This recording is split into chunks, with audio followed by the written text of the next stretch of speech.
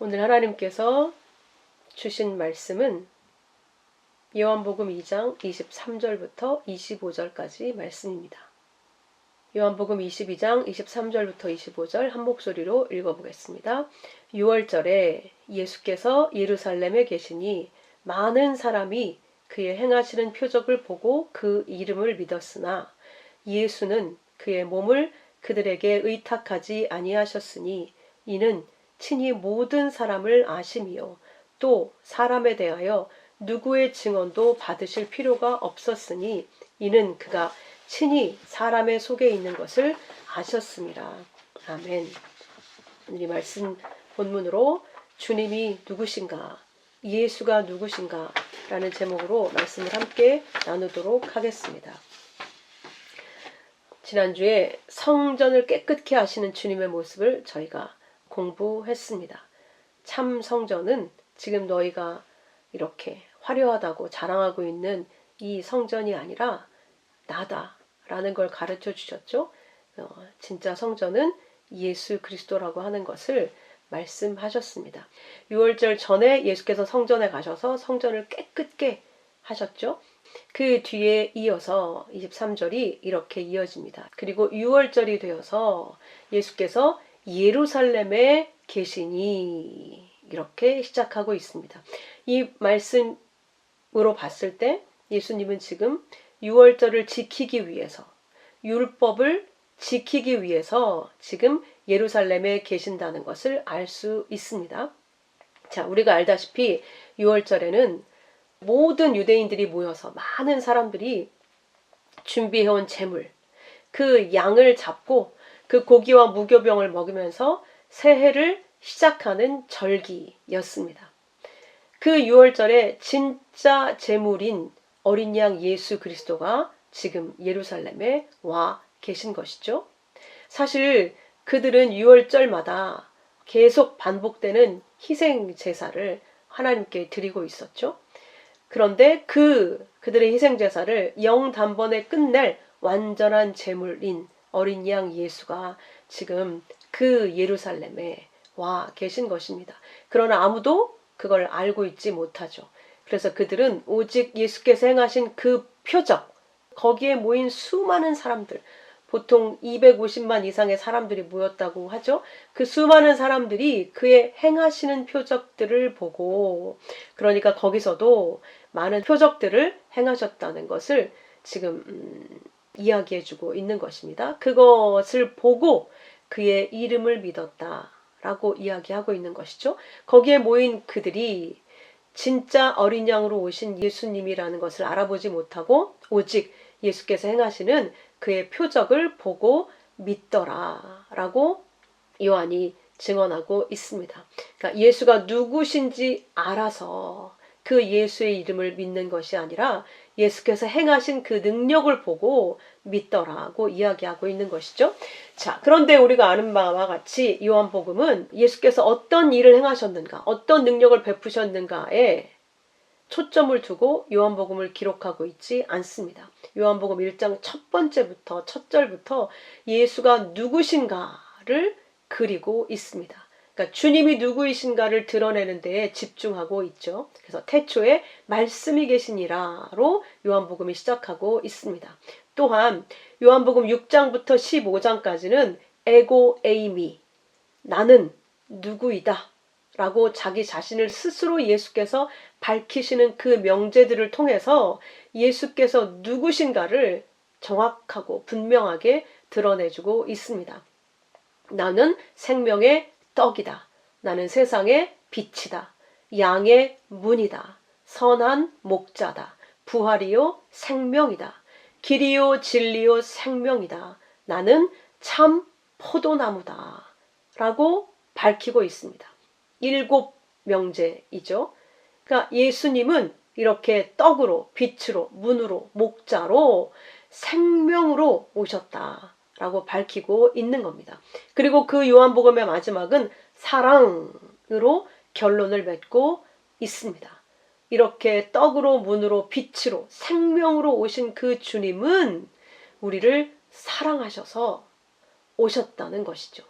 그 사랑이 주님을 유월절 어린 양 희생 제물로 오시게 했고 그 사랑을 입은 자들이 그 사랑을 전하는 자로 명실공히 하늘의 아들들로 서게 하신다라는 것을 요한이 증거하고 있습니다.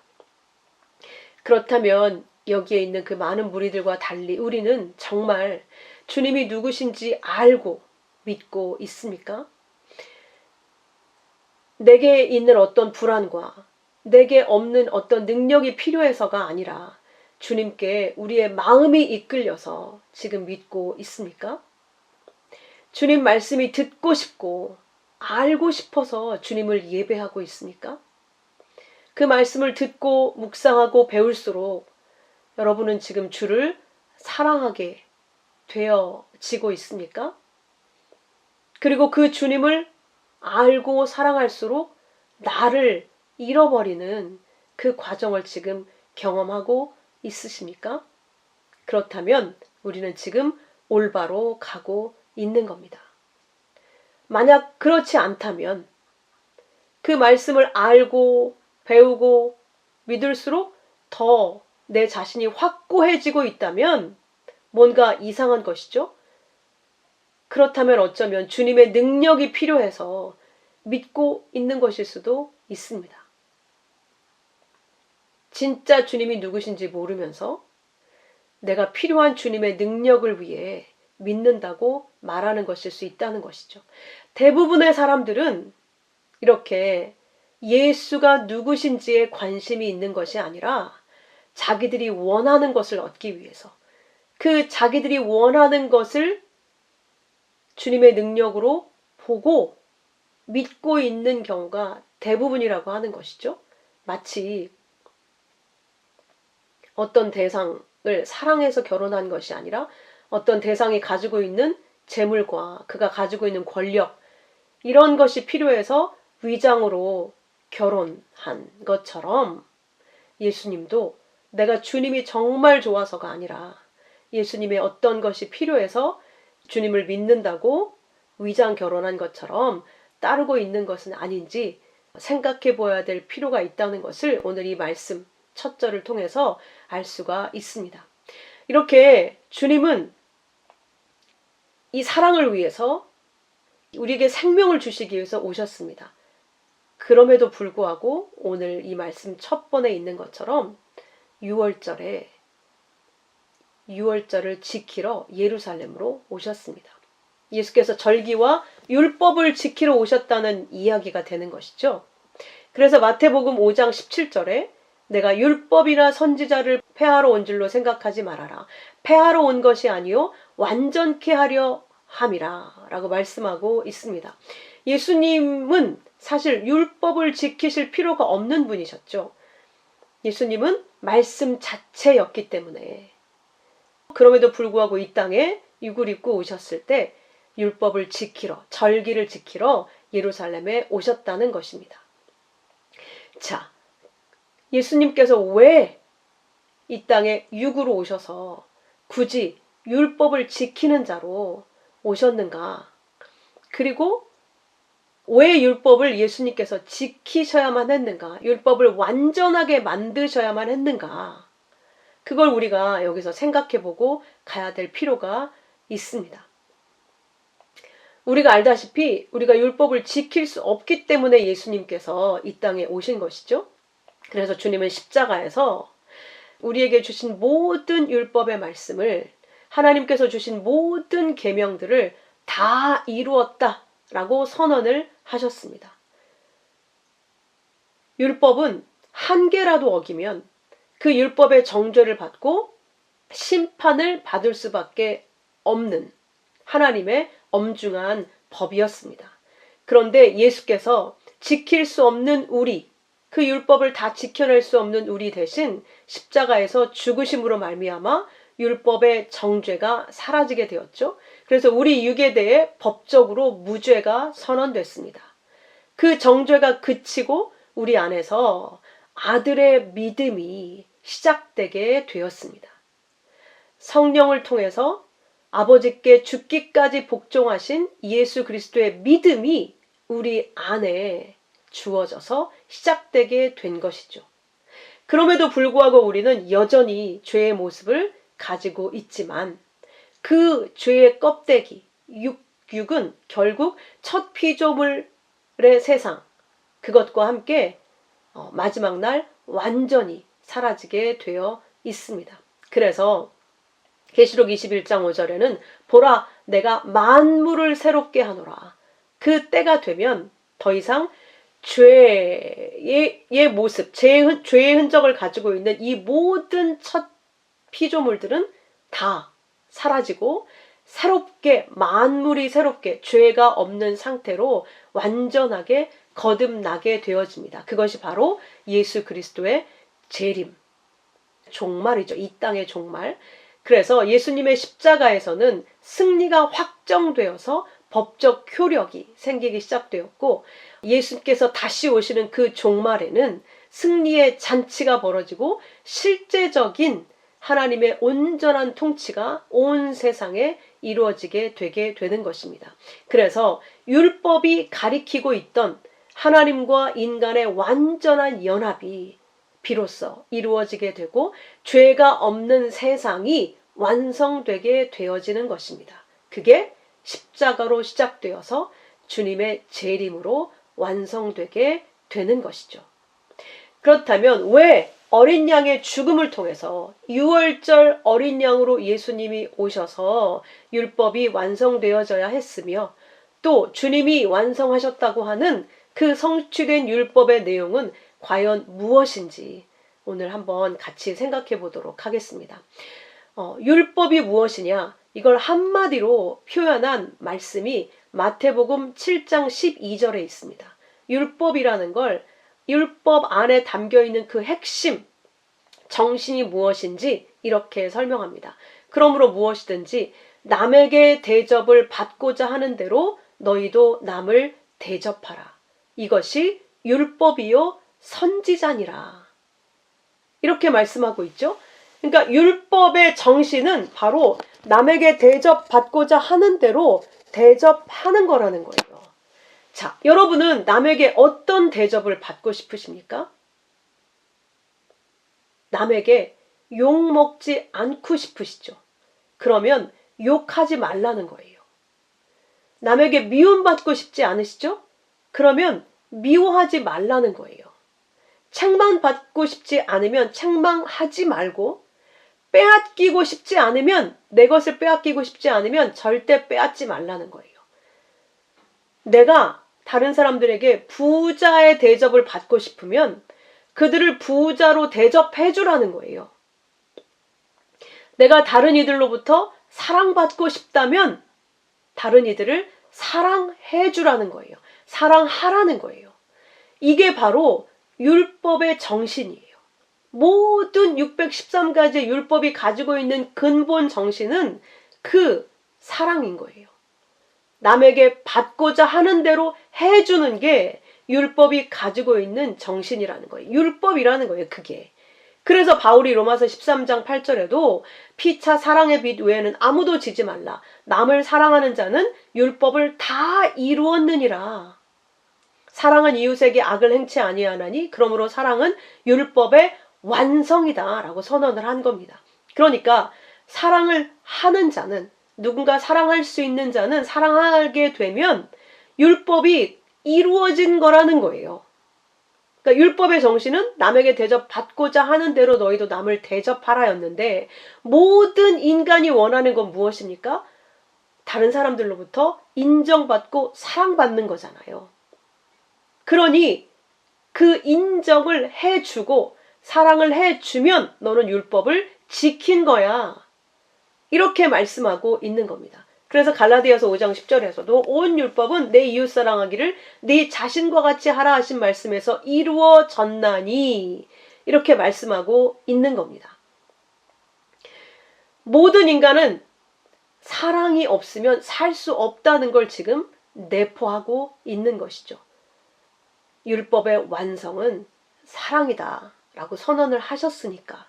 그러니까 모든 인간은 그 사랑을 통해서, 그 사랑을 받아서 존재하게 된다, 존재할 수 있다 라고 말씀하는 거예요. 그러니 그 사랑을 해라 라고 말씀하시는 게 율법이란 말이에요.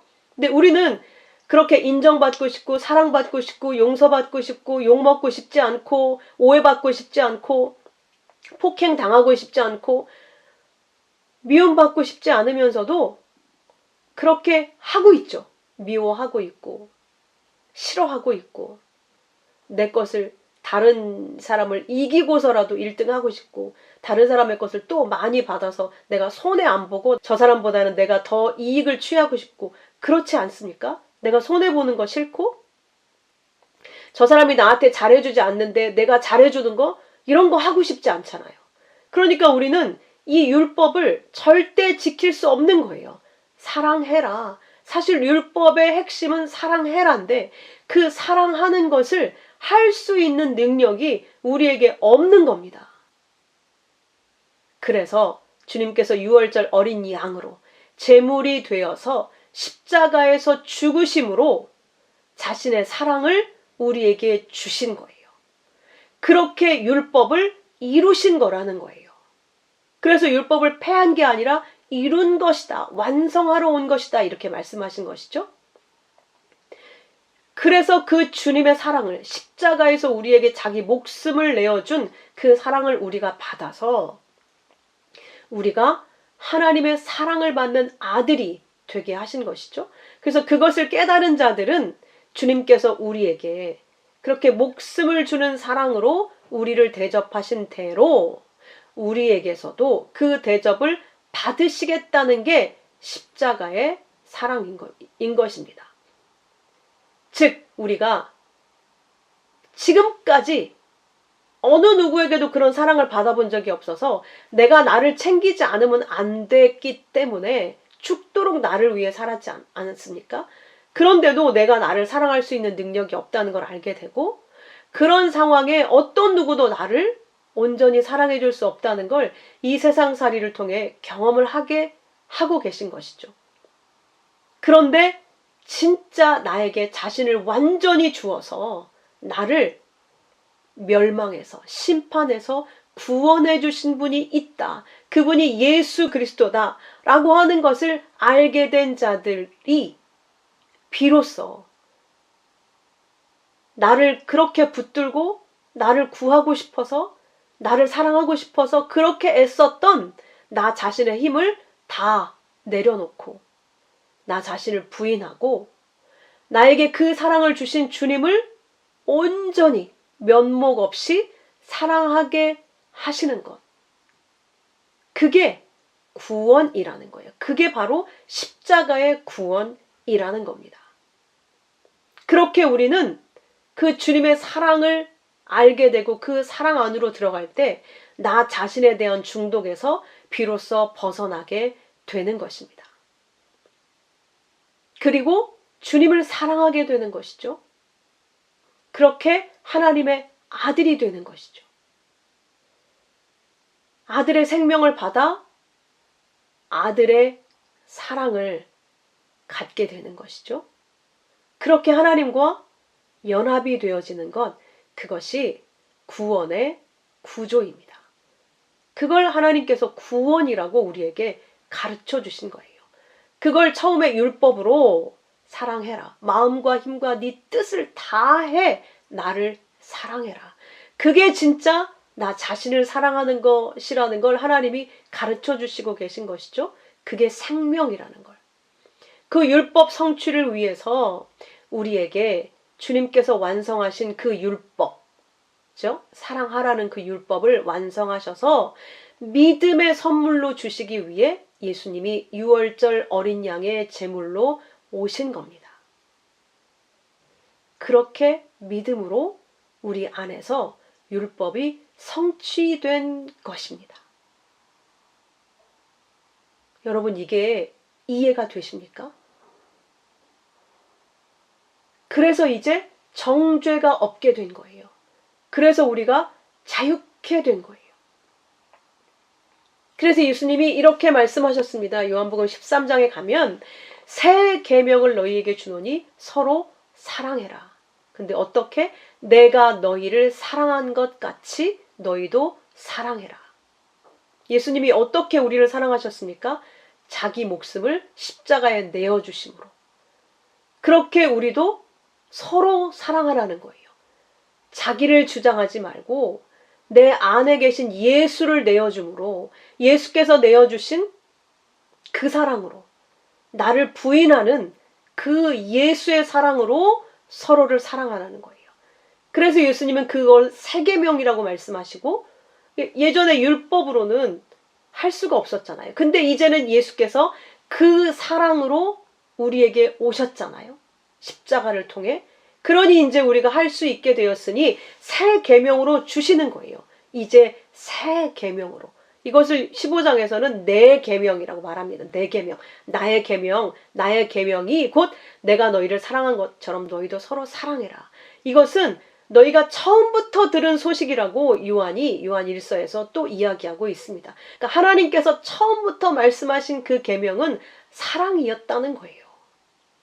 그 사랑을 가르치기 위해서 선악과로 이 땅의 역사가 시작된 것입니다. 그래서 요한 1서에서 요한이 이렇게 또 설명하는 거죠. 그 형제를 미워하는 자마다 살인하는 자다. 살인하는 자마다 영생이 그 속에 있는 게 아니야. 요한일서 4장 20절에도 누구든지 하나님을 사랑하노라 하면서 그 형제를 미워하면 이는 거짓말하는 자니 보는 바 그 형제를 사랑하지 않는 자는 보지 못하는 바 하나님을 사랑할 수 없느니라. 그러니까 우리가 아무리 믿는다고 하면서 주님을 쫓아다니고 교회를 다니고 선교를 하고 희생을 하고 뭐를 한다 한들 그 형제를 사랑하는 것으로 증명되지 않으면 다 거짓말이라는 거예요. 우리 안에 예수께서 그 사랑을 주셔서 율법을 완성하셨기 때문에 이제는 그 사랑이 우리 안에 거하고 있고 그 사랑을 너희가 받았다면 그 사랑이 반드시 나타나게 되어 있다는 거예요. 뭘로? 그 형제를 사랑하는 것으로. 그렇다면 그 형제는 무엇인가? 로마서 8장 29절 하나님이 미리 아신 자들을 또한 그 아들의 형상을 본받게 하기 위해 미리 정하셨으니 이는 그로 많은 형제 중에서 맏아들 되게 하려 하심이라. 그러니까 예수님을 맏아들로 정하시고 우리가 그 맏아들의 형상을 본받게 하기 위해서 미리 창세 전에 정하셨다는 거예요. 그리고 히브리서 2장 11절의 말씀처럼 거룩하게 하시는 이와 거룩함을 입은 자들이 다 한 근원에서 난지라. 그래서 형제라 부르시기를 부끄러워하지 않으셨다. 그러니까 맏아들, 우리에게 있어서의 근본 그 형제는 예수 그리스도신데 그 예수 그리스도께서 우리를 형제라고 부르신다는 거예요. 그러니까 우리에게 있어서의 그 형제, 근본 형제는 예수 그리스도시고 그 예수 그리스도를 마음으로 믿어 그 형제의 사랑을 받은 그들, 교회, 그 성도들을 또한 형제라고 부르신다는 거예요. 그들이 형제라는 거예요. 그러니까 그 형제를 사랑하는 자가 하나님을 사랑하는 자라고 얘기하는 것은 예수 그리스도를 사랑하는 자, 또 그 예수 그리스도의 사랑을 입어서 그 사랑을 받고 있는 그 자들을 그 형제라고 말하는 것입니다. 그러니까 그 형제에는 예수 그리스도라는 맏아들과 그 맏아들의 사랑을 입은 모든 형제들이 같이 들어있는 이야기라는 것이죠. 그래서 우리를 그 사랑을 하는 자, 그 사랑을 입은 자와 사랑을 나누는 자로 만드셨으니 그 사랑이 나타나는 것이 바로 믿는 자들이다 라고 말씀하고 있는 것이죠. 그래서 우리를 이 땅에 보내셔서 양육하시는 목적이 바로 그 형제 예수 그리스도의 사랑을 우리에게 알게 하셔서 그 형제의 사랑을 우리에게 주어서 그 사랑을 받은 자로 교회라는 형제를 사랑하는 아들로 만드시겠다. 그런 방법으로 하나님의 나라를 이루시겠다라고 말씀하고 있는 겁니다. 그렇게 너희가 그 형제를 사랑하는 자가 되어지면 그게 바로 나를 사랑하는 거야. 왜? 그 안에 하나님이 계신데 그 하나님을 가진 자들을 사랑하고 있으니까. 그렇게 우리 안에서 하나님 사랑이라고 하는 대계명을 성취해 내시기 위해서 우리를 이 땅에서 양육해 내고 계신 겁니다. 그런데 그 양육 방법이 바로 십자가인 거예요. 하나님의 말씀인 거예요. 좌우의 날선 검을 우리에게 보내서 우리의 마음에 있는 자기 사랑의 죄를 다 해부해 내시는 거예요. 나를 사랑하고 있는 한 절대 하나님을 사랑할 수 없고, 하나님을 사랑하지 못하는 한, 나에게 생명을 아들로 주신 그 하나님을, 그 예수 그리스도를 사랑하지 못하는 한 결코 그 형제들을 사랑할 수 없기 때문에, 그럼 우리는 우리가 들어가는 하나님 나라가 천국이 될 수 없잖아요. 사랑하지 못하는 자는 천국에 들어갈 수 없어요. 사랑하는 자들만 들어가게 되어지는 것이죠. 그래야 거기가 천국이잖아요. 그 중에 하나라도 사랑하지 못하고 미워하고 질투하고 시기하기 시작하면 천국이 깨지게 되니까 다시는 그럴 수가 없잖아요. 그건 에덴 한 번으로 족하단 말입니다. 그런 상태로 있는 천국은 그렇게 에덴처럼 깨질 수밖에 없기 때문에 이 땅에서 우리가 자기 사랑에 대한 그 탐욕이 깨어지고 이제 그 사랑이 하나님을 향해서, 형제를 향해서 돌이켜져야만 천국이 완성되어질 수 있기 때문에 그것을 우리에게 말씀을 통해서 가르쳐가고 계신 겁니다. 그래서 어떻게 우리가 나를 붙잡고 나를 탐욕스럽게 사랑하려고 애쓰고 있는가를 말씀의 칼로 다 해부해서 깨달아 가게 하심으로 말미암아 내가 믿었던 나에 대해 실망하게 하시고, 내가 나를 성취하고 성공하고 나를 이루려고 했던 세상에 대해서 실망하고 패배하시게 함으로 말미암아 하나님의 은혜가 없이는 한순간도 살 수 없는 자가 바로 나임을 깨달아 알게 해 가시는 거라는 것이죠.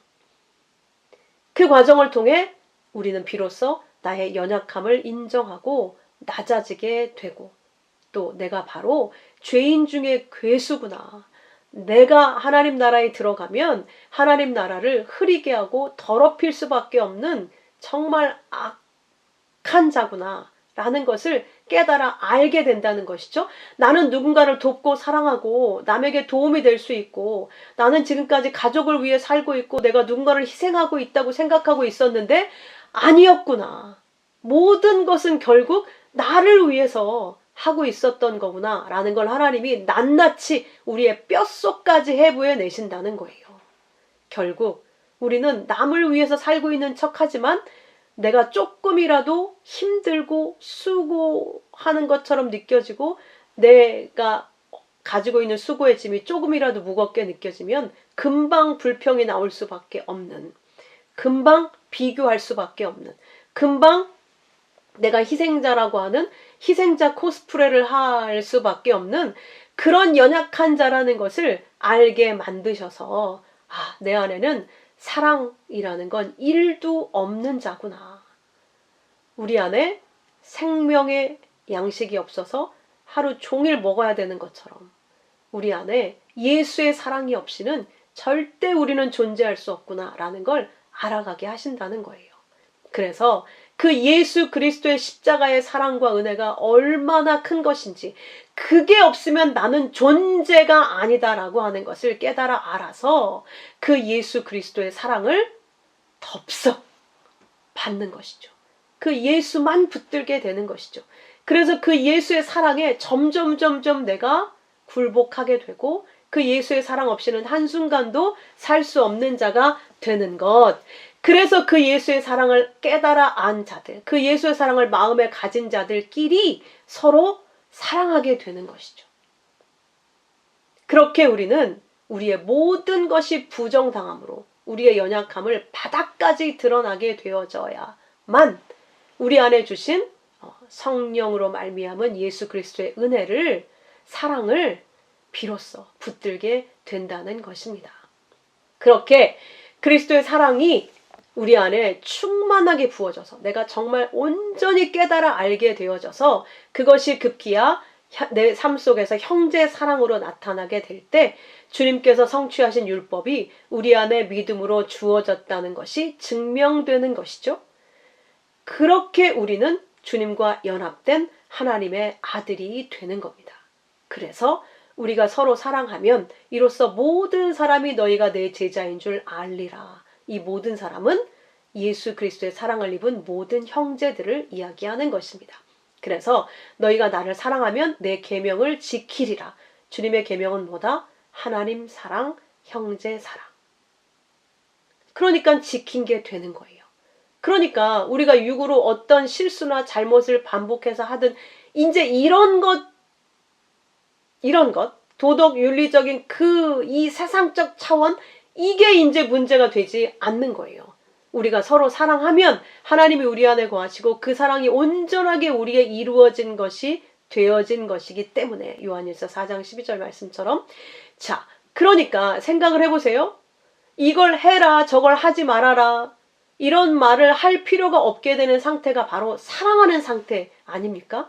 우리가 가족끼리 충분히 사랑하면 야, 이건 하지 마, 이렇게 안 했으면 좋겠어, 막 이렇게 서로 이걸 가지고 옥신각신 싸우고 이거 안 한다고 뭐 정말 토라지고 전쟁하고 나중에 이혼하고 부모 자식 간에도 헤어지고 이런 일이 있을 수가 없잖아요. 사랑하면 그 안에서 조금 실수가 일어나고 좀 싫은 일들이 일어나도 아무것도 아닌 게 되는 거잖아요. 그게 왜? 사랑하니까. 사랑은 허다한 죄를 다 덮어서 우리가 서로 그렇게 불구고 연약하다는 걸 인정해서, 그래서 주님이 우리를 위해 십자가에서 죽으셨다는 게 인정이 돼서 그 사랑으로 더 연약함을 감싸줄 수 있게 되는 것이거든요. 그의 부족함을 오히려 내가 채워주려고 같이 있게 되어지는 거고, 같이 있는 게 행복하게 되어지는 거거든요. 내가 저 사람의 눈이 되어지고, 내가 저 사람의 발이 되어주고, 손이 되어주고, 이게 즐겁고 기뻐지는 거란 말입니다. 왜? 예수의 사랑을 내가 그렇게 받았으니까 그게 기뻐지는 거예요. 근데 그 예수의 사랑 없이 내가 뭔가를 가족이라는 이름으로 해야 되니까 너무 버거운 거죠. 왜 내가 희생해야 되냐는 거예요. 그러니 우리가 주님의 사랑을 알 때에야만 진짜 그 말씀이 우리 안에 지킨 것이 되어지고 사랑으로 그 말씀을 지킨 것이 드러나게 된다고 말씀하고 있는 겁니다. 그래서 그 유월절 어린 양의 생명을 사랑으로 받은 자들은 이 땅에서 그 일을 하게 된다는 거예요. 무슨 일? 형제를 사랑하는 일. 그래서 베드로가 너희가 진리를 순종함으로 네 영혼을 깨끗게 해서 거짓 없이 형제를 사랑하기에 이르렀으니 마음으로 뜨겁게 피차 뜨겁게 사랑하라. 그게 곧 우리 안에서 천국이 이루어지는 것이기 때문에 아직 우리가 완성된 천국으로 들어가지 못했지만 이 안에서 이 땅 지옥을 살아가면서 천국을 맛볼 수 있는 유일한 길이거든요. 그게 바로 그 형제사랑이 진리에 순종하는 거라고 베드로가 또 이렇게 가르쳐 주는 거예요. 그러므로 진리를 안다고 하면서 그 형제를 사랑하지 못하면 거짓말하고 있는 거라는 거예요. 많은 사람들처럼 그 표적을 보고 주님의 능력이 필요해서 믿는다고 착각하고 있는 거라는 거예요. 그러니 진리가 너희를 자유케 하리라 말씀처럼 그 예수 그리스도의 사랑을 알아서 그 사랑으로 형제를 사랑할 수 있게 된다면 우리는 더 이상 우리를 묶어 놓을 게 없다는 거죠. 정죄할 수 있는 게 없다는 것이죠. 그 사랑의 용서 가운데 있기 때문에 그 말할 수 없는 주님의 사랑이 이미 우리의 모든 걸 다 씻었고 그 사랑을 통해서 또 다른 형제들의 허물을 우리가 씻어주고 있기 때문에, 발을 씻어주고 있기 때문에 서로가 우리는 이미 옛 자아에서 벗어나서 새 성전으로 지어져 가고 있는 거라는 거죠. 그래서 우리가 건물마다 서로 연결되어져서 지어져 간다, 새 성전으로, 그렇게 말하고 있는 겁니다. 그렇게 우리를 만드시기 위해서 그렇지 못한 옛 자아, 그 더럽혀진 성전을 다 뒤엎으시는 성전 청결 사건이 이 앞에 있었던 것이죠. 그리고 내가 3일 만에 다시 세우겠다고 말씀하시고 지금 예수님이 그 율법 가운데 매여서 정말 수고와 고통 가운데 그걸 그렇게 겪고 무거운 짐을 지고 있으면서도 전혀 자유함을 못 누리고 있는 이 예루살렘, 율법에 묶여서 꼼짝도 못하고 있는 두려움 가운데 있는 이들 가운데 들어와 계신 겁니다. 그러니 예수를 믿겠다고 모여든 그 수많은 사람들에게 24절에 그들에게 자기의 몸을 의탁하지 않으셨다. 그들에게 자기 자신을 의탁하지 않으셨다. 이 말은 그들을 신뢰하지 않으셨다. 믿는다고 하는 그들을 믿지 않으셨다. 이런 뜻이에요. 이는 모든 사람을 아심이요. 또 사람에 대해 누구의 증언도 받으실 필요가 없었으니 이 사람은 이런 사람이 이런 사람 이 사람은 이런 사람이 이렇게 누가 예수님 앞에 증명할 필요가 없다는 거예요. 왜? 그가 친히 사람 속에 있는 것을 다 아셨음이니라. 아시기 때문이라는 거예요. 나다나엘을 아셨던 것처럼 우리를 다 알고 계신다는 거예요. 우리를 다 알고 계시는 주님께서 성경에 우리가 어떤 존재라고 써놓았는가? 예레미야 17장 9절 만물보다 거짓되고 심히 부패한 것이 우리의 마음이다. 시편 36편에서는 악인들이 하나님을 두려워하는 빛이 없다 말씀하시죠. 그들의 눈에는 하나님을 두려워하는 빛이 없다. 여러분 우리도 그렇죠. 그랬었죠. 지금도 그런 때가 너무 많죠. 하나님을 두려워하지 않아요. 하나님이 내 앞에 계시다라고 생각하면 우린 절대 그렇게 할 수 없는 일들이 정말 많거든요. 하나님을 두려워하지 않아요. 시편 14편에도 어리석은 자는 하나님이 없다 한다. 눈에 안 보이니까 없는 자 취급하는 거예요. 그리고 지들 멋대로 사는 거예요.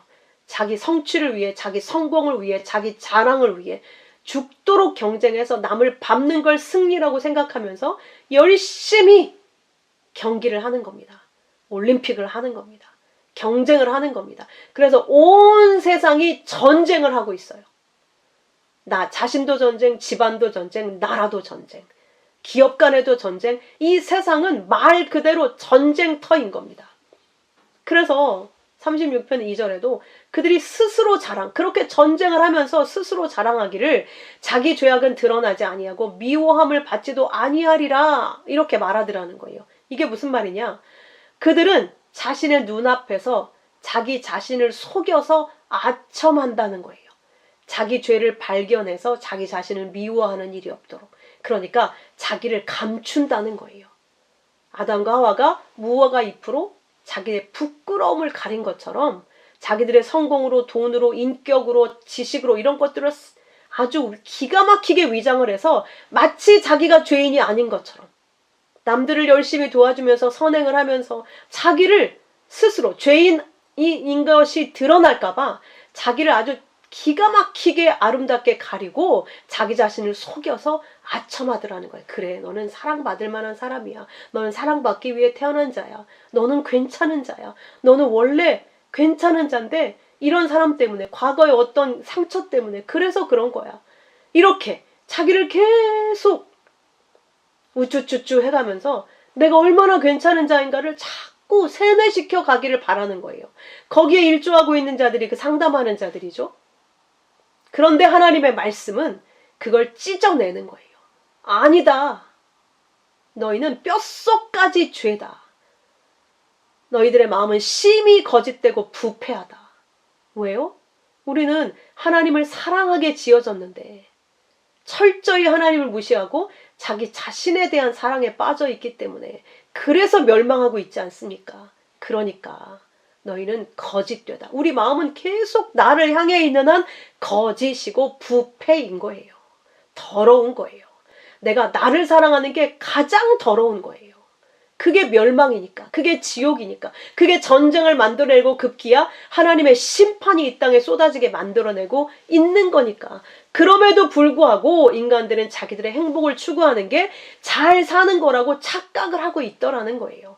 자신의 훌륭함을 증명하기 위해서. 사실은 이들이 이 땅 지옥이라는 감옥 안에 있는 죄수들인데 그 감옥 안에서 자기의 훌륭함과 뛰어난 기량과 능력을 발휘하면서 죄인이라는 걸 잊고 감추려고 하는 이 짐승들의 가축장이 바로 인간 역사라고 하는 것을 성경이 증거하고 있는 겁니다. 그 한가운데 예수님이 오늘 들어와 계신 거예요. 처음부터 그 얘기를 하신 거예요. 그래서 홍수 때에도 세상에 죄가 가득해서 마음에 생각하는 게 너희는 항상 악뿐이다. 거짓말하는 자들이다. 하나님의 법을 듣기 싫어하는 자들이다. 우리를 살리려고 옛날부터 계속 선지자들을 보내서 내 말을 들어라, 들어라, 들어라 하시는데 다 죽이고 결국 아들까지 죽인 자들이 우리라는 거예요. 그래서 예레미야는 이렇게 얘기합니다. 가장 작은 자로부터 큰 자까지 이 땅에 있는 그들이 작은 자로부터 큰 자까지 탐욕을 부리며 선지자로부터 제사장까지 다 거짓을 행합니다. 그들이 하는 말이 다 자기들의 배를 불리기 위해서, 자기의 행복을 위해서. 그렇게 하나님의 말씀을 거짓으로 주더라는 거예요. 한마디로 요한복음 5장 42절에 그것을 이렇게 정리합니다. 하나님을 사랑하는 것이 너희 속에 없음을 알았노라. 너희 속에는 하나님을 사랑하는 게 없어. 그래서 죽은 거야. 그래서 어두움이야. 그래서 전쟁이야. 그래서 고통이고 그래서 절망인 거다. 그래서 우리 마음에 한순간도 쉼이 없는 거예요. 그래서 끊임없이 우리는 통증을 겪고 아프고 고통스러운 거예요. 나를 못 놓기 때문에. 그런데 하나님이 거기서 우리를 꺼내주고 싶으신 거예요. 근데 우리 스스로는 그럴 수 있는 능력이 없으니 예수 그리스도를 보내신 거예요. 이 빛보다 어두움을 더 사랑하는 우리 안에, 그 어두움 안에 빛을 보내신 겁니다. 그래서 이 불가능한 고멜 같은 우리들에게 주님이 유월절 어린 양이 되셔서, 유월절 떡 무교병이 되셔서 우리에게 떡으로 먹혀지신 것이죠. 그렇게 주님의 사랑을 우리 속에 쏟아 부으신 거예요. 그래서 우리는 주님의 사랑에, 주님과 연합이 되게 되신 겁니다. 그 사랑이 바로 예수 그리스도십니다. 그 예수 그리스도와 연합시켜 우리를 그 사랑의 존재로 만들어내시기 위해 지금 주님이 유월절 어린 양으로 예루살렘에 서 계신 것입니다. 함께 기도하겠습니다. 아버지 감사합니다. 이 말할 수 없는 예수 그리스도의 사랑이 우리에게 와 있음을 알게 해주셔서 감사합니다.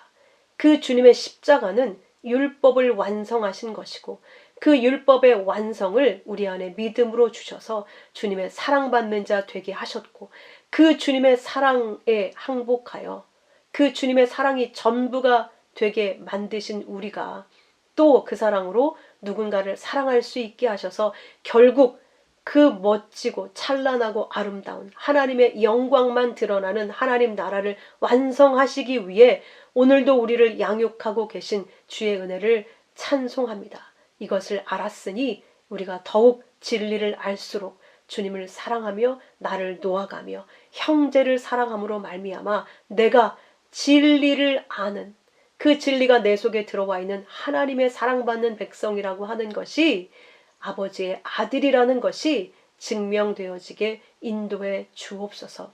그렇게 저희를 하나님의 아들로 만들어내시기 위해 유월절 어린 양으로 오신 예수 그리스도 주님을 사랑합니다. 감사드리며 귀하신 예수 그리스도의 이름으로 기도하옵나이다. 아멘.